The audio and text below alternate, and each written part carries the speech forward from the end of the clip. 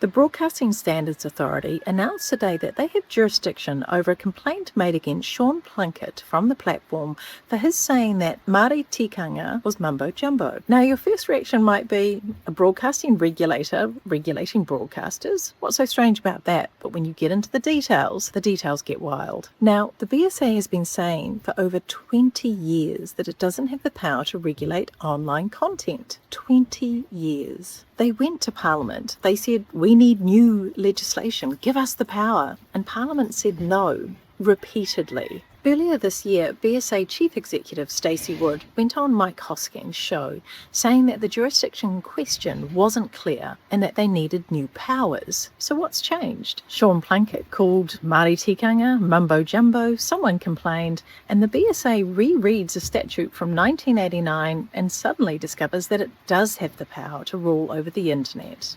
How convenient. Now, in their jurisdiction reasoning, the BSA says that technology doesn't really matter. Internet, airwaves, it's all just telecommunications. Broadcasting is broadcasting. But then they immediately panic because all of a sudden they've claimed jurisdiction for the entire internet. Netflix, YouTube, every Twitch stream, podcast, and every individual that goes live on Facebook. So then they reassure everyone, no, this doesn't cover Netflix, this doesn't cover YouTube, this only covers specific individuals.